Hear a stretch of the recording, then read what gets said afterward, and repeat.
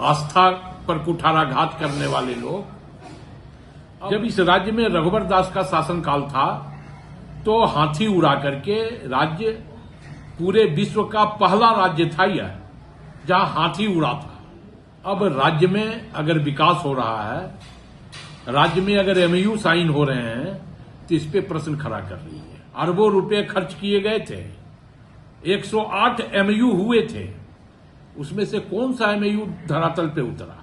तो अपनी सरकार के गिरेबान में पहले झांक के भारतीय जनता पार्टी देख ले।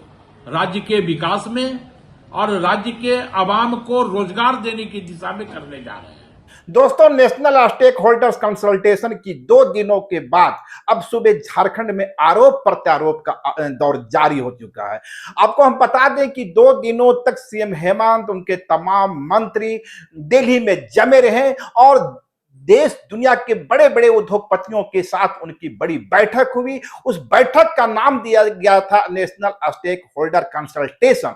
दरअसल इस कंसल्टेशन में झारखंड के लिए 2050 का विजन तैयार किया गया जा रहा था और किस तरह से 2050 तक झारखंड कहां खड़ा रहेगा, झारखंड के युवाओं को नौकरी कैसे मिलेगी, यहाँ इंफ्रास्ट्रक्चर का ढांचा क्या होगा, सड़क कैसी होगी, हेल्थ का इंफ्रास्ट्रक्चर कैसा होगा, एजुकेशन सिस्टम की व्यवस्था क्या होगी। यानी 2050 को में सुबह झारखंड का चेहरा कैसा होगा, इसको लेकर मैराथन बैठक हो रही थी। और उस बैठक में जिंदल समूह, Tata steel, Ambuja cement, hero cycles, Google जैसी कंपनियों के जो सीईओ थे वे मौजूद थे। और उसके बाद बड़े बड़े एनओसी साइन हुए।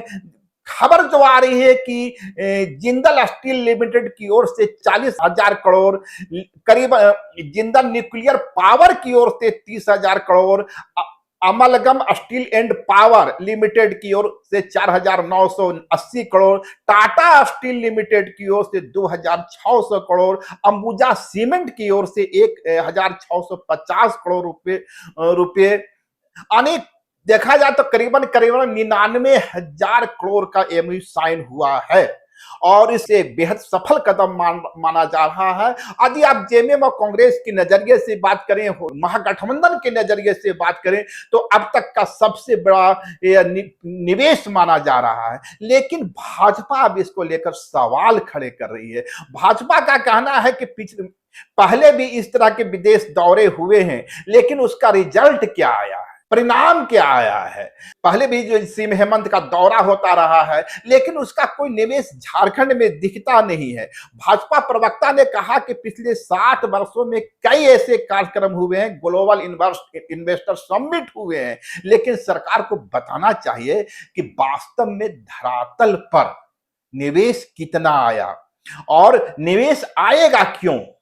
ये भाजपा का सवाल है, निवेश आएगा क्यों जब झारखंड में कानून व्यवस्था की स्थिति ही ठीक नहीं है, लैंड एक्वाजिशन को लेकर कोई सुचारू व्यवस्था नहीं है, बुनियादी ढांचे का अभाव है। तो इस हालत में उद्योगपतियों के लिए झारखंड पहुंचना बेहद मुश्किल है और भाजपा सवाल खड़ा कर रही है कि इस तरह के आयोजन करके सिर्फ वाहवाही लूटी जाती है और इसका नतीजा झारखंड के लोगों को या झारखंड के युवाओं को, झारखंड के किसानों को कुछ भी नहीं मिलता, उनकी जिंदगी में कोई बदलाव नहीं आता। लेकिन कांग्रेस और महागठबंधन की बात करें तो उनकी ओर से कहा जा रहा है कि वो दौर को भाजपा भूल चुकी है, रघुवर दास के दौर को, जब करीबन करीबन 900 करोड़ रुपए का हाथी उड़ा दिया गया था। और यह आरोप कांग्रेस और जेएमएम के नहीं है, तब के जो झारखंड विकास मोर्चा के अध्यक्ष बाबूलाल थे, उनका यह आरोप है। और बाबूलाल मरांडी के द्वारा ही रघुवर दास के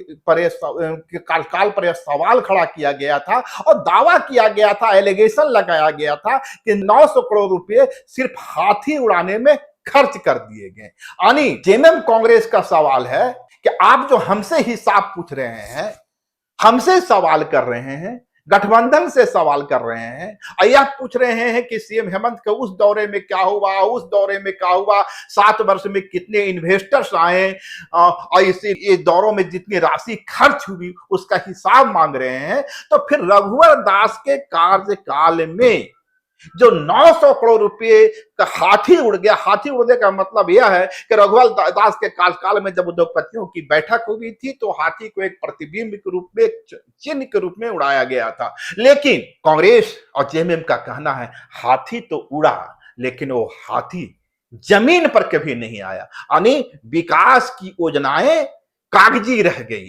तो एक तरफ कांग्रेस और जेएमएम के द्वारा भाजपा और भाजपा के शासनकाल पर सवाल खड़ा किया जा रहा है, दूसरी ओर भाजपा के द्वारा जेएमएम मौजूदा जो समिट हुआ है उस पर सवाल खड़ा किया जा रहा है। लेकिन एक सच यह है कि इस बार के जो बैठक हुई, जिस तरह से नेशनल स्टेक होल्डर्स कंसल्टेशन की बैठक हुई और जिस तरीके से जिंदल समूह, टाटा, अंबुजा, गूगल और दूसरे टेक कंपनियों की ओर से आश्वासन मिले हैं, यदि वो जमीन पर उतर जाता है और जिस तरह दावे किए जा रहे हैं कि 20,000 आईटी सेक्टर में झारखंड से युवा हर साल जाते हैं और ये आईटी पार्क की स्थापना होती है, जिंदल जैसी कंपनियां निवेश करती है, तो झारखंड का सूरत बदल जाएगा। खुद सीएम हेमंत ने कहा है अब हमें खनन नहीं माइंड की जरूरत है। तो देखना होगा आने वाले दिनों में झारखंड के युवा, झारखंड के किसान